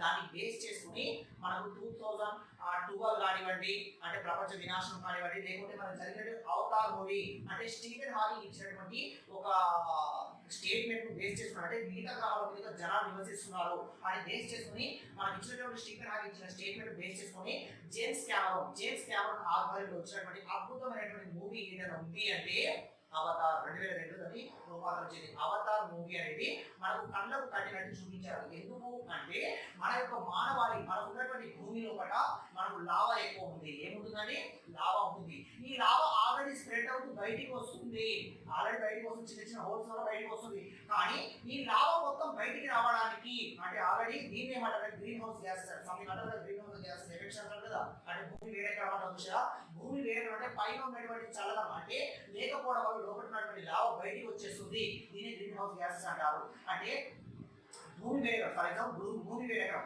ఈ లోపల ఉన్నటువంటి లావా ఆల్రెడీ రెండో పొరం చేరుకొని కొద్దిగా బయటికి అప్పుడప్పుడు వస్తుంది. కానీ ఈ మొత్తం బయటికి రావడానికి పట్టే టైం ఏంటంటే అప్రాక్సిమేట్లీ అప్పుడు ఇచ్చాడు. నేను దాన్ని మెన్షన్ చేయదలుచుకోలేదు, ఎందుకంటే అది మెన్షన్ చేసిన నువ్వు ఎలా చెప్పావు అంటే స్టీఫెన్ హాకింగ్ చెప్పిన బాబు వాళ్ళంతా చదివి ఓకే నీకు ఉండదు, నేను చెప్తే నువ్వు ఎలా చెప్తావు అంటావు. అందుకే సో ఆ నెంబర్ నేను ఇవ్వదలుచుకోలేదు. కానీ ఆ నెంబర్ 2000లో 2000 నుంచి 2030 లోపే ఉందని ఇది మాత్రం నేను చెప్పగలను. ఎందుకంటే అది చదివారు కాబట్టి నేను చెప్తున్నాను. 2000 నుంచి 2030 లోపే ఈ భూమికి ఉన్నటువంటి లావా మొత్తం స్ప్రెడ్ అయ్యి భూమి నశించిపోతుంది. ఇది ఒక మెథడిక్ గ్రహం, ఇది ఒక బ్రెడ్ బుక్ లాంటి స్పాంజీ, అంటే దీనికి ఫంగస్ వచ్చినట్టుగా ఈ యొక్క లావా మొత్తం బయటకు వచ్చి భూమి మొత్తం వినాశనం అయిపోతుంది. ఎంత తొందరగా వీలైతే అంత తొందరగా భూమిని వదిలిపెట్టి వేరే గ్రహాన్ని వెతుక్కోండి, అక్కడ మానవాళి జీవించగలరా లేదా అని ప్రయోగాలు జరపండి, అక్కడ వెళ్ళడానికి ప్రయత్నం చేయండి. అతను చెప్పినటువంటి స్టీఫెన్ హాకింగ్ చెప్పినటువంటి విషయాన్ని దృష్టిలో పెట్టుకుని మన ప్రపంచ వ్యాప్తంగా ఉన్నటువంటి మన భారతదేశంలో ఒక నాసా మాత్రమే కాదు, ప్రపంచంలో ఉన్నటువంటి ప్రతి దేశం ప్రతి నెల ప్రతి 15 రోజులకు ఒకసారి శాటిలైట్స్ పైకి పంపించి ఇన్ని వేల కోట్ల గ్రహాల్లో మానవులు ఎక్కడ జీవించగలరా లేదా అని జరిగినటువంటి ప్రయోగాలే ఇవి. పిఎస్ఎల్ఆర్, ఎస్ఎల్వి ఇవంతా చూసా, ఇవి వీటిలో మీనింగ్ ఉన్నటువంటి అర్థం. అంటే ఈ లెక్క ప్రకారం మనకు పూర్వీకులు ఇచ్చినటువంటి గ్రహాలన్నీ 7 గ్రహాలే. వాటి పేరు ఏంటంటే ఆది, సోమ, మంగళ, బుధ, గురు, శుక్ర, శని. ఇలా ఇంగ్లీష్ రాసిన మీకు తెలుగులో చెప్పిన అంతే.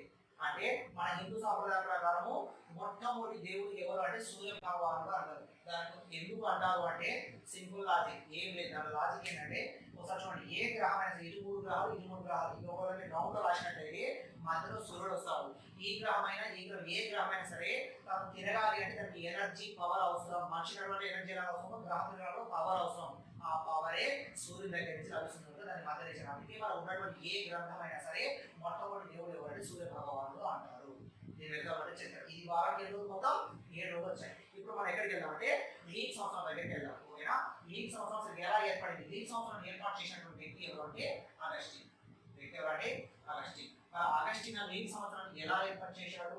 అందుకే అతను ఆగస్టు మంత్రాన్ని మాత్రం క్రియేట్. అసలు ఆగస్ట్ అసలు పేరు తెలుసా? 60 years. అసలు పేరు 60. కానీ ఆగస్టిన్ ఎలా మార్చాలో తెలుసుకుందాం. ఓకేనా? ఎలా మార్చాలంటే మనం ఉన్నటువంటి ఉదాహరణ చూపిస్తానంటే సూర్యుడు, ఇది భూమి అనుకోండి, ఇది సూర్యుడు, భూమి అనుకోండి. సూర్యుడు అంటే కొంచెం రౌండ్ ఏమదు, ఇలా కోడిగుడ్డ ఆకారంలో ఉంటుంది. ఓకేనా? ఇప్పుడు మనకు ఉన్నటువంటి భూమి తన చుట్టూ తాను తిరుగుతూ మళ్ళీ సూర్యుడి చుట్టూ తిరిగి రావడానికి పట్టే టైం ఎంత తెలుసా? ఇది మనకు టైం మెజర్మెంట్ అవుతాం. దీన్ని ఏర్పాటు చేసిన వ్యక్తి ఎవరంటే అగస్టిన్. సో ఓకేనా? సో దాన్ని ఎలా టైం ఒకసారి క్లియర్ చేశారంటే మన సంవత్సరానికి మొత్తం మీరు ఎన్ని రోజులు అనుకుంటున్నారు? ఫర్ ఎగ్జాంపుల్ సరే భూమి అంటే ఏ గ్రహమైనా సరే తన చుట్టూ సూర్యుడి చుట్టూ తిరగడానికి పడే టైం ఎంత అంటే మొత్తం 365 ప్లస్ 5 గంటలు ప్లస్ 48 నిమిషాలు ప్లస్ 46 సెకండ్స్ ఎక్స్ట్రా అవుతుంది. మీరు గమనించారా? అంటే భూమి తన చుట్టూ అందుకు సూర్యుని చుట్టూ తిరగడం అంటే టైం ఏంటంటే 360 రోజులు ప్లస్ 5 గంటలు ప్లస్ 48 నిమిషాలు ప్లస్ 46 సెకండ్లు. అంటే ఇక్కడ ఎక్స్ట్రా అవుతుంది. చూసారు మీరు ఎంత ఎక్స్ట్రా అవుతుంది? 5 గంటల 48 నిమిషాల 46 సెకండ్లు ఎక్స్ట్రా అవుతుంది. అంటే అర్థం ఏంటి? 11 నిమిషాల 14 సెకండ్స్ ఎక్స్ట్రా అవుతుందని అర్థం. అయితే ఈ ఎక్స్ట్రా ఉన్నటువంటి టైంను ఒక వ్యక్తి ఎవరంటే అగస్టిన్ అనే వ్యక్తి ఏం చేశాడంటే అప్రాక్సిమేట్లీగా 11 నిమిషాలు 14 సెకండ్లు కలిపితే ఏమవుతుంది? 5 గంటలు కాస్త 6 గంటలు అవుతుంది.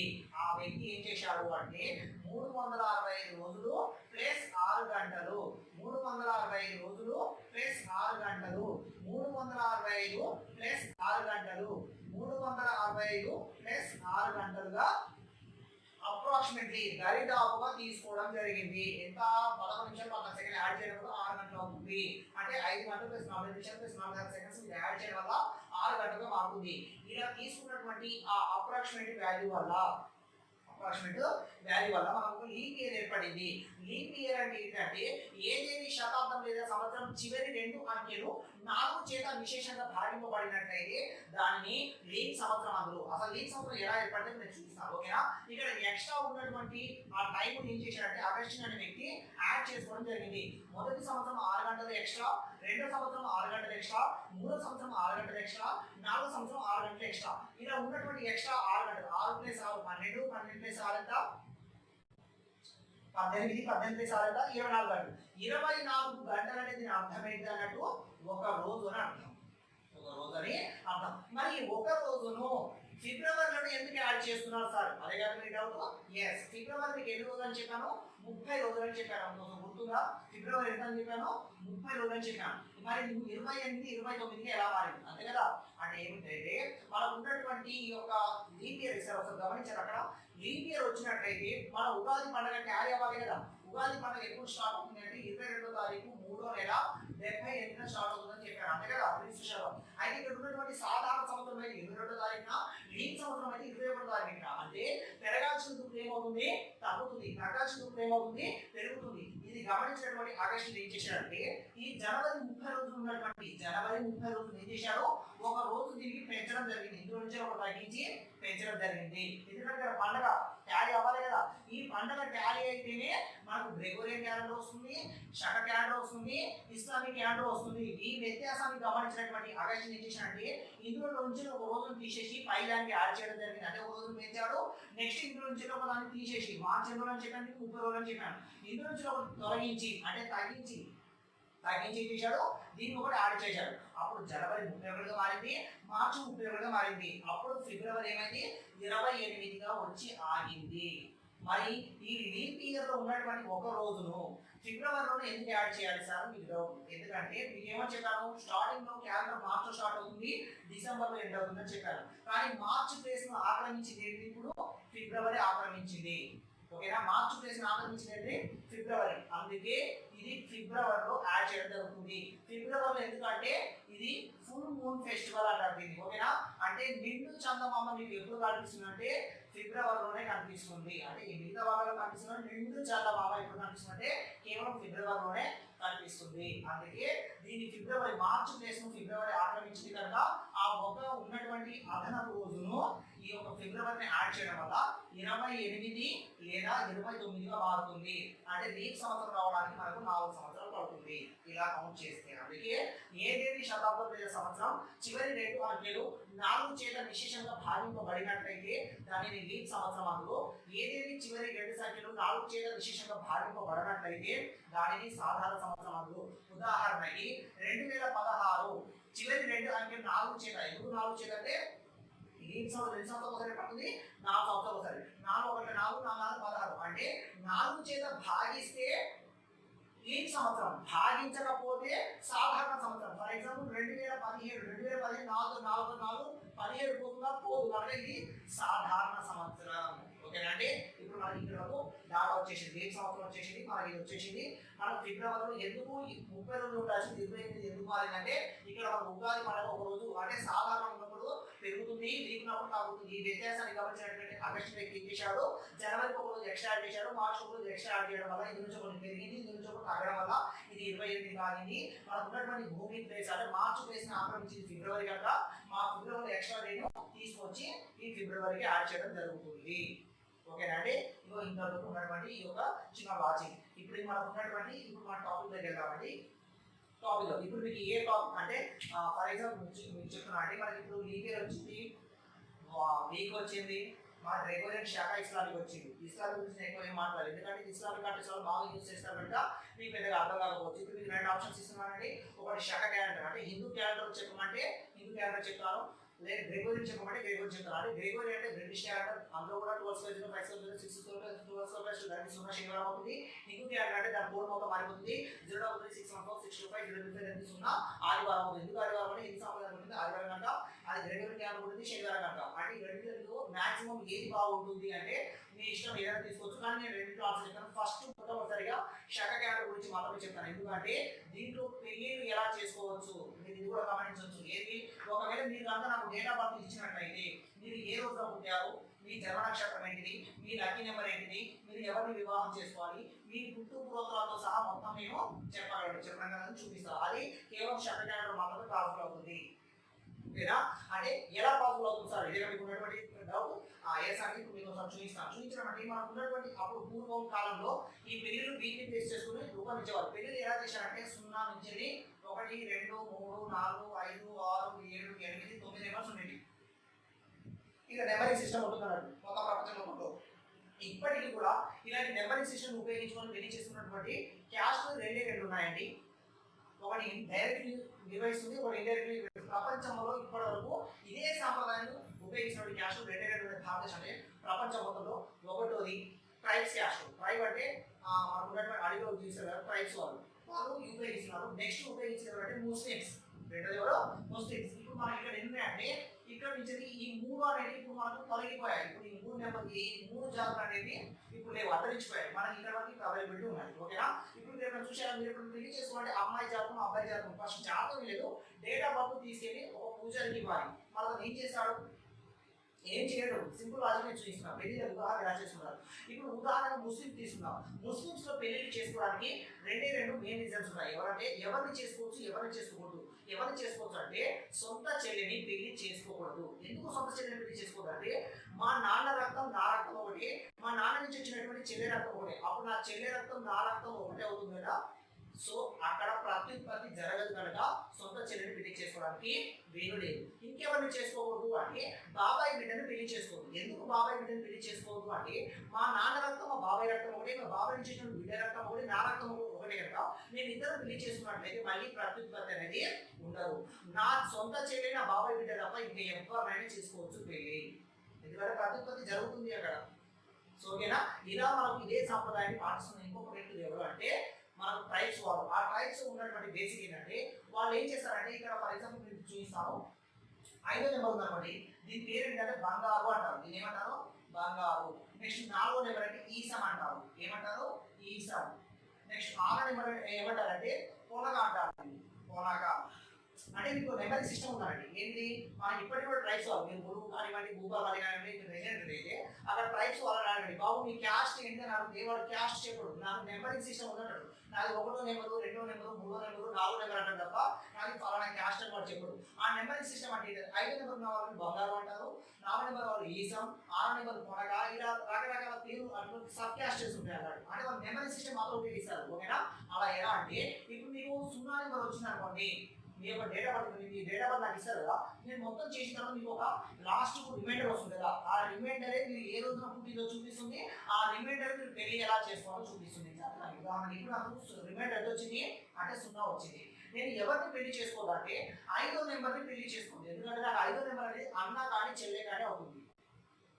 అన్నా చెల్లె కాదు, ఇక్కడ ప్రతి ఉండదు. నాకు 0 నెంబర్ వచ్చాను, నీకు 5వ నెంబర్ తప్ప ఇంకా ఏ నెంబర్ అయినా నేను పెళ్లి చేసుకోవచ్చు. ఒకవేళ 5వ నెంబర్ నాకు వచ్చిన నేను ఎవరు వదిలిపెట్టాలి, 0 నెంబర్ మాత్రం వదిలిపెట్టాలి. ఇంకా మిగతా ఏ నెంబర్ అయినా నేను పెళ్లి చేసుకోవచ్చు. మరి అలా కాకుండా నాకు 1వ నెంబర్ వచ్చింది సార్, నాకు రిమైండర్ లాస్ట్ నెంబర్ వచ్చింది, నా డేట్ ఆఫ్ బర్త్ మొత్తం చేస్తే 1వ నెంబర్ వచ్చింది, మనం ఎవరు పెళ్లి చేసుకోవాలి. ఇది ఏ నెంబర్, 1 అనేది ఈవెన్ నెంబర్, ఆడ్ నెంబరా, ఆడ్ నెంబర్. ఓకేనా? ఆడ్ నెంబర్ వస్తే ఆడ్ నెంబర్ చేసుకోవాలి, ఈవెన్ నెంబర్ వస్తే ఈవెన్ నెంబర్ చేసుకోవాలి. ఫర్ ఎగ్జాంపుల్ 1 వస్తే 3, నెక్స్ట్ ఏంటిది 5. ఓకేనా?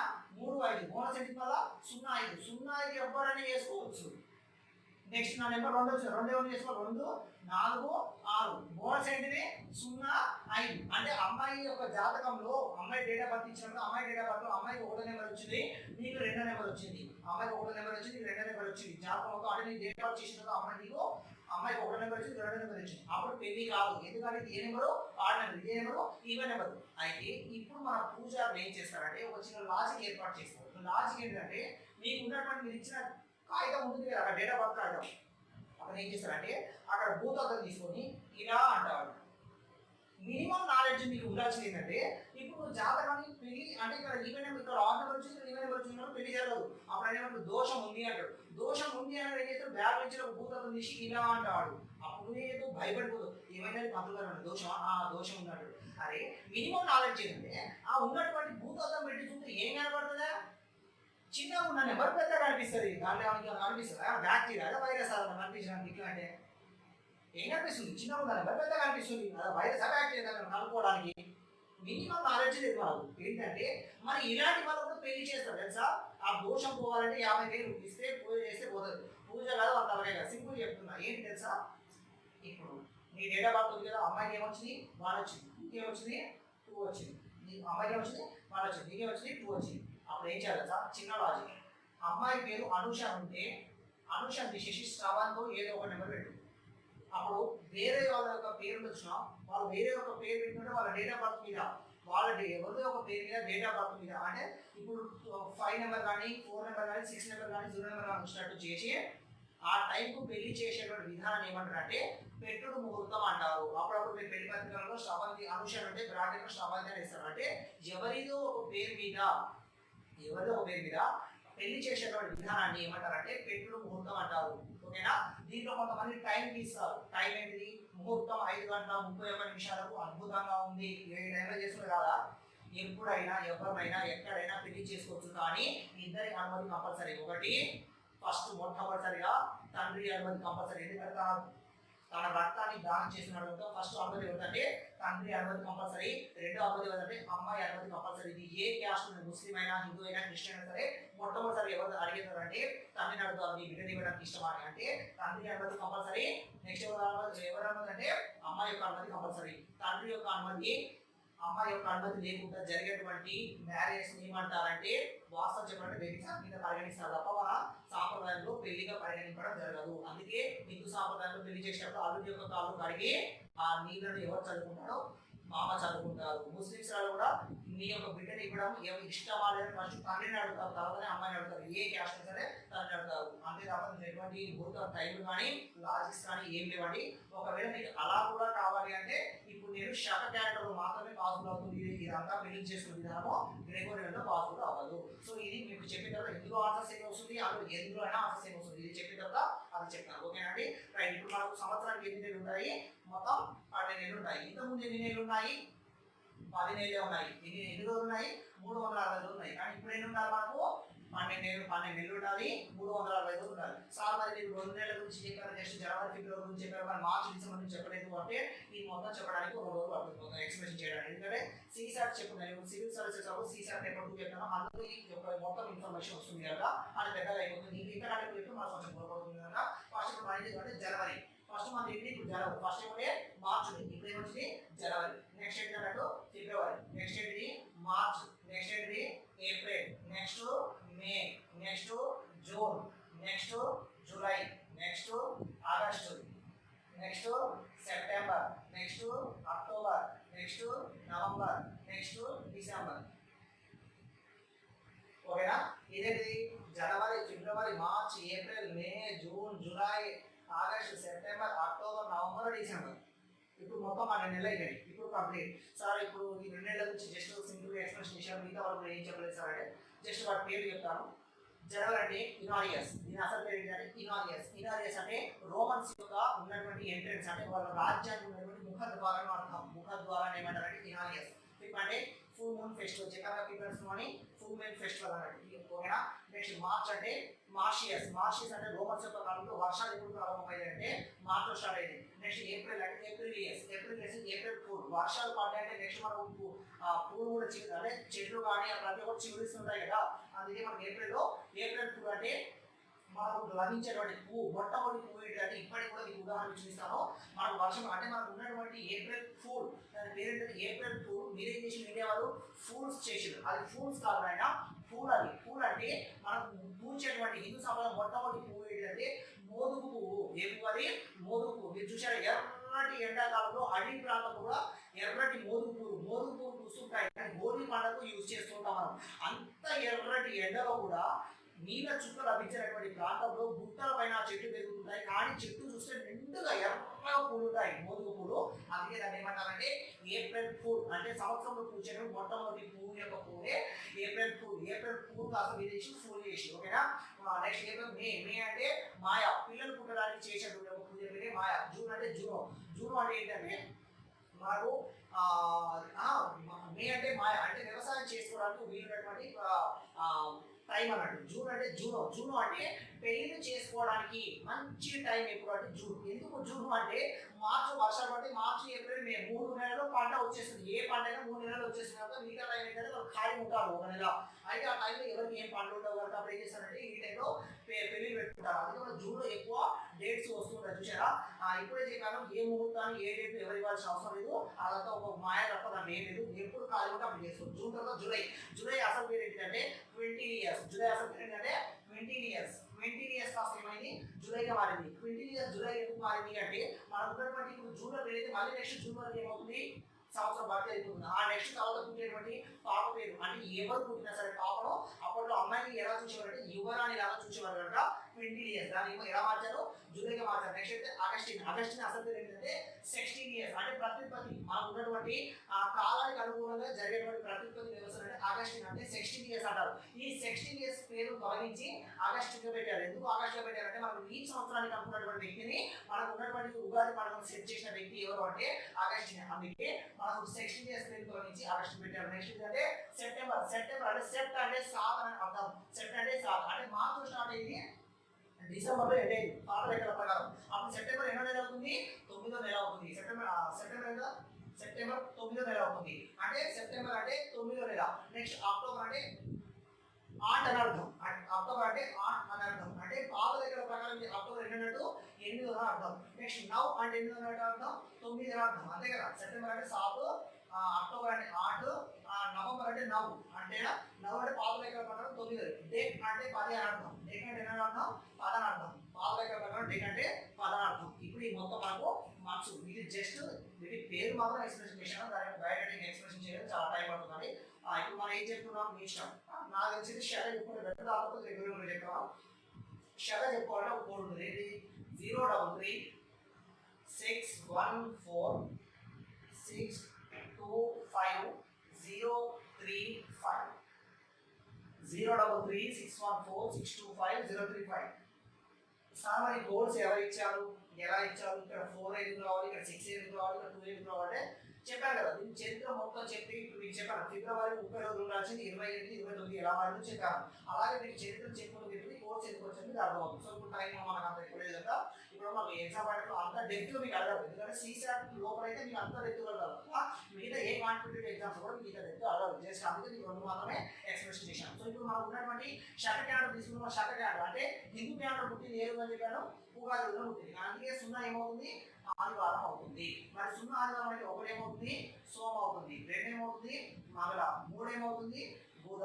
4 ఏమవుతుంది, గురు. 5 ఏమవుతుంది, శుక్ర. 6 ఏమవుతుంది, శని. 7 ఉందా, ఉండదు. ఎందుకంటే 0 అనేది కౌంట్ చేయబడుతుంది కనుక అక్కడికి 7 రోజులు అయిపోతున్నాయి. ఓకేనా. మనకి నెక్స్ట్ మనకు కావాల్సిన ఏంటి, ఇయర్ సెంచరీ కోర్స్ కావాలి. అంటే శతాబ్దం కోడ్ కావాలి. అంటే మనకు డేట్ వచ్చింది, మంత్ వచ్చింది. ఇప్పుడు మనకి ఏం కావాలి, ఇయర్ కావాలి. ఇయర్ కావాలంటే ఏంటంటే ఇప్పుడు ఫర్ ఎగ్జాంపుల్ 1990 నుంచి 1999 అంటే 99 అంటే ఎన్ని సంవత్సరాలు అంటే 100 సంవత్సరాలు ఒక శతాబ్దం అంటారు. ఓకేనా. నెక్స్ట్ ఇది 2099. ఓకేనా. 2021 99. నెక్స్ట్ 2022 99. నెక్స్ట్ 1800 అంటే రివర్స్ వెళ్తే మైనస్, ముందుకు వస్తే ప్లస్. అంతే కదా. 1899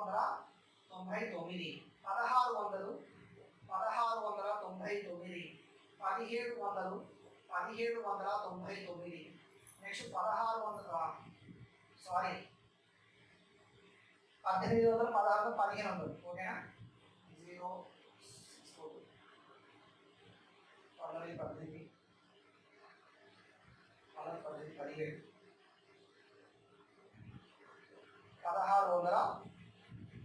1699 ఓకేనా ఇది ఒకటి తీసుకుందాం ఇది ఒక కోడ్స్ ఉంటుంది ఈ కోడ్ ఏంటంటే 0642 ఇదే కోడ్ ఉంటుంది కదా రివర్స్ అయితే మళ్ళీ స్టార్ట్ అవుతుంది 0246 అంటే 19వ శతాబ్దం 0 నెక్స్ట్ 2000 అయితేనో 6 21 అయితేనో 4 22 అయితేనో 2 0642 మరి ఫ్రంట్కి వచ్చినప్పుడు రివర్స్ వెళ్ళాలంటే ఏంటంటే 0246 మళ్ళీ రివర్స్ వెళ్ళాలంటే మనకి అక్కడ చెబుతుంది మళ్ళీ 0246 అవుతుంది మళ్ళీ కొంచెం ముందుకు వెళ్ళాలంటే ఇప్పుడు ఆల్రెడీ 2 అయిపోయి మళ్ళీ 0642 మళ్ళీ ముందుకు వెళ్తే 0246 అన్నట్టు ఓకేనా సో ఇప్పుడు మన శతాబ్దం కూడా వచ్చింది ఇప్పుడు మనకు కావాల్సింది ఏంటంటే ఒక ఫార్ములా కావాలి ఫార్ములా అంటే ఏంటంటే ఇప్పుడు మనం మొత్తం క్రియేట్ చేయడానికి అసలు ఒక డేటా వర్క్ను కనుక్కోవాలంటే మనకి ఏం కావాలి ఫస్ట్ డేట్ కోడ్ కావాలి ఫస్ట్ ఏం కావాలి డేట్ కోడ్ నెక్స్ట్ ఏం కావాలి మరి మంత్ కోడ్ కావాలి నెక్స్ట్ ఏం కావాలి మంత్ కోడ్ కావాలి నెక్స్ట్ ఏం కావాలి ఇయర్ కోడ్ కావాలి ఏం కోడ్ కావాలి ఇయర్ కోడ్ కావాలి నెక్స్ట్ ఏం కావాలి ఇయర్ లాస్ట్ 2 డిజిట్స్ కావాలి ఇయర్ లాస్ట్ 2 డిజిట్స్ కావాలి 2 డిజిట్స్ కావాలి నెక్స్ట్ ఏం కావాలి మనకు ప్లస్ లీప్ ఇయర్స్ కావాలి ఎన్ని లీప్ ఇయర్స్ ఉన్నాయో అన్ని కనుక్కోవాలి leap years divided by 7 days అన్నట్టు ఓకేనా సో ఒకసారి చూడండి ఫస్ట్ మీరు ఒక డేటా బర్త్ కనుక్కోవాలి ఏ డేటా బర్త్ మీరు కనుక్కోవాలి మనకు డేట్ కావాలి ఫస్ట్ మంత్ కావాలి ఇయర్ కావాలి ఇయర్ లాస్ట్ 2 డిజిట్స్ కావాలి ప్లస్ లీప్ ఇయర్స్ కావాలి డివైడెడ్ బై కావాలి 7 డేస్ దీన్ని సింప్లిఫై చేస్తే వచ్చింది ఆన్సర్ ఓకేనా ఫర్ ఎగ్జాంపుల్ మీరు డేట్ ఎంత డేట్ ఎంత 17వ తారీఖు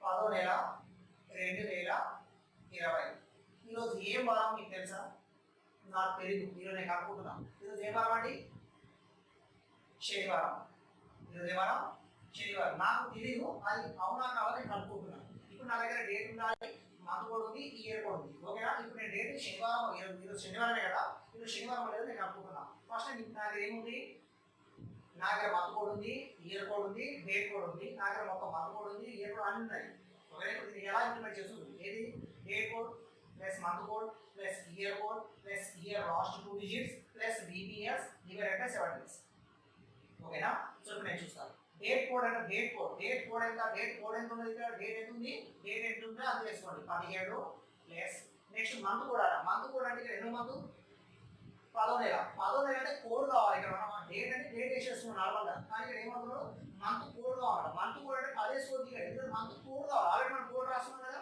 10వ నెల అంటే ఏదన్నాడు అక్టోబర్ కదా అక్టోబర్ కోడ్ ఏంటి 0 అంటే మనం రాస్తున్నాం కదా 033614625 రాసాం అంటే 10వ నెల కోడ్ ఏమొస్తుంది 0 ఏమొస్తుంది 0 సో డేట్ కోడ్ అయిపోయింది మంత్ కోడ్ అయిపోయింది నెక్స్ట్ ఏం కావాలి ఇయర్ కోడ్ అంటే 2020 దీంట్లో ఎక్కడ ఉండే అవకాశం ఉంది 1900 నుంచి 1999కి 0 వచ్చింది కోడ్ మరి 2000 నుంచి 2099 వరకు కోడ్ ఏమొచ్చింది 6 వచ్చింది సో ఇప్పుడు నాకు ఇక్కడ ఇయర్ కోడ్ కావాలి ఇయర్ కోడ్ అంటే 2000 నుంచి 2099 అంటే ఇక్కడ 2020 ఇందులో ఉన్నట్టే కదా 99 వరకు ఇందులో ఉన్నట్టే కదా సో దాని కోడ్ ఏంటంటే 6 ఇప్పుడు ఏం చేస్తున్నా 6 రాస్తున్నా so date code plus month code plus year code వచ్చేసింది ఇప్పుడు నాకు ఏం కావాలి ఇయర్ లాస్ట్ 2 డిజిట్స్ కావాలి ఇయర్ లో లాస్ట్ 2 డిజిట్స్ ఎంత ఇక్కడ 20 ఇక్కడ ఎంత 20 డైరెక్ట్ రాసుకోండి ఓకేనా నెక్స్ట్ ఏం కావాలంట లీప్ ఇయర్స్ కావాలంట ఎందుకు లీప్ ఇయర్స్ కావాలి ఈ 20 లో లీప్ ఇయర్స్ ఎన్నో కనుక్కోమంటారు మరి 20 లో లీప్ ఇయర్స్ కనుక్కోవాలంటే మనం ఏం చేయాలంటే ఈ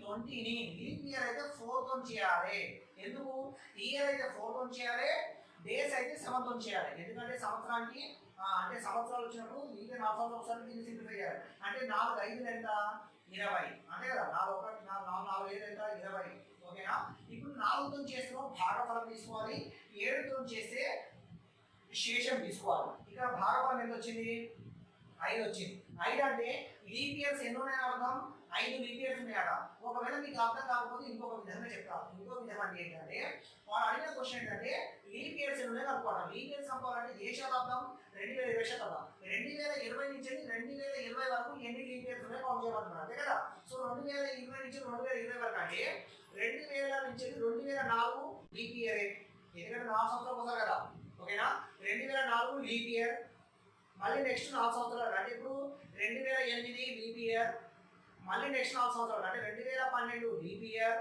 నెక్స్ట్ మళ్ళీ 4 సంవత్సరాలు అంటే 2016 leap year, next 2020 leap year. ఇప్పుడు ఎన్ని లీప్ ఇయర్స్ వచ్చినాయి? 5. అంతే కదా. సో 2000 నుంచి 2020 వరకు ఎన్ని లీప్ ఇయర్స్ అయిపోయినాయి? 5 లీప్ ఇయర్స్ అయిపోయినాయి కనుక 5 leap years divided by 7 days. 7 days.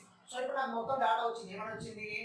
17 0 అంటే డేట్ కోడ్ ఎంత? 17, మంత్ కోడ్ 10, మంత్ కోడ్ కావాలంటే అక్టోబర్ 0, ఇయర్ కోడ్ కావాలంటే 2000 నుంచి 2009 6. నెక్స్ట్ ఇయర్ లాస్ట్ 2 డిజిట్స్ రాసుకున్నా. ఇందులో ఎన్ని లీప్ ఇయర్స్ ఉన్నాయి? 5 లీప్ ఇయర్స్ ఉన్నాయి. Divided by 7 days. మొత్తం ఇప్పుడు నేను కూడుకుంటా. ఇది మొత్తం ప్లేస్ చేస్తే 20 ప్లస్ మొత్తం యాడ్ చేద్దాం. ఎందుకంటే 17 ప్లస్ 6 ఎంత అవుతుంది? ఇక్కడ 23. 23ను 43 అవుతుంది. అదే ఒకసారి చూసుకోండి. 17 3 కలిపితే ఎంత? 3 కలిపితే 20, 23, 23ను 20, 43, 43ను 5 ఎంత? 48. ఇప్పుడు 48ని మనం దేంతో చేయాలి? 7తో చేయాలి. ఎందుకంటే డేస్ కదా మనం అనుకోవాల్సింది. అంతేనా? సో ఇప్పుడు చేస్తే మనకి ఎంత వస్తుంది అంటే 7 5 ఎంత? 35. ఎక్కువ పోతుంది ఇక. 7 6 ఎంత? 40. 7 ఎంత? 49 పోతే 7 6 ఎంత? 42. 42 పోతే అంటే 48లో 42 పోతే ఎంత మిగులుతుంది? 6 మిగులుతుంది. దీన్ని ఏమంటారు? భాగఫలం అంటాం. దీన్ని ఏమంటాం? భాగఫలం. దీన్ని ఏమంటాం? శేషం అంటాం. దీన్ని ఏమంటాం? భాగఫలం అంటాం. దీన్ని ఏమంటాం? శేషం అంటాం. ఇప్పుడు మొత్తం యాడ్ చేస్తే నాకు ఎంత వచ్చింది? 48 వచ్చింది. 7 6 ఎంత? 42. 48లో 42 పోతే ఎంత మిగులుతుంది?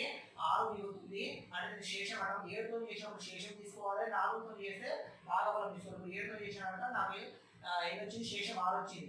6 అంటే ఇక్కడ ఏముంది? 1వ తారీఖు ఆదివారం, 0 ఆదివారం అనుకున్నాం, 1 సోమవారం అనుకున్నాం, 2 మంగళవారం అనుకున్నాం, 3 బుధవారం అనుకున్నాం, 4 గురువారం అనుకున్నాం, 5 శుక్రవారం అనుకున్నాం, 6 శని అనుకున్నాం ఆల్రెడీ. సో ఇప్పుడు ఇక్కడ వచ్చింది ఎంత? కోడ్ 6 వచ్చింది. 6 వచ్చింది అంటే ఇప్పుడు ఇక్కడ 6 అంటే ఏంటి అన్నట్టు? ఇక్కడ శనివారం అని వచ్చింది. అంటే ఈరోజు శనివారం కరెక్టేనా? శనివారం కరెక్టే కదా? రైట్ అండి. ఓకేనా? సో ఇప్పుడు మన నిన్న లెక్క ప్రకారం నేను చేసిన 17వ తారీఖు 10వ నెల 2020 ఏ వారం అవుతుందంటే శనివారం అవుతుంది. సో మీకు అర్థమైంది అనుకుంటున్నా అండి. మొత్తం ఇవి 11 మోడల్స్ ఉన్నాయండి. ఈ 11 మోడల్స్ మీరు ఒకవేళ నేర్చుకున్నట్లయితే మీరు ఏ ఎగ్జామ్ అయినా రావచ్చు. దీంతో పాటు మరి సార్ ఇంత పెద్ద ప్రాసెస్ నేర్చుకోవడం అవసరమా? మరి షార్ట్ కట్స్ ఏం లేవా అంటే వాస్తవం చెప్పాలంటే ఈ టాపిక్ ఫస్ట్ మీరు నేర్చుకున్నట్లయితే దీనికి షార్ట్ కట్స్ ఎలా చేయాలో నేను చూపిస్తానండి. ఓకేనా? Thank you. ఇంకా ఒకవేళ మీకు ఈ టాపిక్ పైన ఏమైనా డౌట్స్ ఉన్నట్లయితే నేను దీనిపైన మీకు చెప్పింది కూడా షార్ట్ క్యాలెండర్ మాత్రమే. గ్రెగోరియన్ క్యాలెండర్ కూడా ఈ కోర్స్ ఇంప్లిమెంట్ చేస్తాం. అప్పుడు ఏమవుతుంది? 12 స్క్వేర్ అంటే 1440 250 146 అని వస్తుంది. అంతే కదా? అలాగే 0 ఏమొస్తుంది? శనివారం వస్తుంది. ఇది మొత్తం చెప్పిన తర్వాత గ్రెగోరియన్లో కూడా చెప్తాను, సేమ్ ఆన్సర్ వస్తుంది. ఇదంతా చెప్పిన వల్ల ఇస్లామిక్ కూడా చెప్తాను, అన్నింటిలో సేమ్ ఆన్సర్ వస్తుంది. కానీ దీంట్లో అన్ని జాగ్రత్తలు మొత్తం కంప్లీట్గా వస్తాయని నేను షార్ట్ క్యాలెండర్ చెప్పడం జరిగింది. ఓకేనా అండి? ఒకవేళ మీకు ఈ టాపిక్ పైన డౌట్స్ ఉన్నట్లయితే లేదు మొత్తం ఫుల్ టాపిక్ కావాలన్నా మీకు నా కామెంట్ రూపంలో మీకు తెలియజెప్పినట్లయితే మీకు ఫుల్ టాపిక్ని అప్లోడ్ చేయడం జరుగుతుంది. చాలా మంది క్యాలెండర్ అప్లోడ్ చేయండి, అప్లోడ్ చేయాలంటే ఈరోజు స్టార్ట్ చేశానండి. సో మీకు ఫుల్ టాపిక్స్ ఏమైనా డౌట్స్ ఉన్నా లేకపోతే మీకు ఫుల్ టాపిక్ కావాలన్నా మీరు కామెంట్ రూపంలో నాకు చెప్పినట్లయితే మీకు నేను ఎక్స్ప్లెనేషన్ చేయడం జరుగుతుందండి. దీంతో పాటు షార్ట్ కట్స్ కూడా ఇస్తాను. ఈ 11 మోడల్కి సంబంధించినటువంటి షార్ట్ కట్స్ మీకు ఇస్తాను. సో ఒక టాపిక్ మీరు నేర్చుకుంటే 80% మార్కులు మిస్ అవ్వడానికి వీలు లేదు. ఓకేనండి? Thank you for giving your opportunity. Right, bye.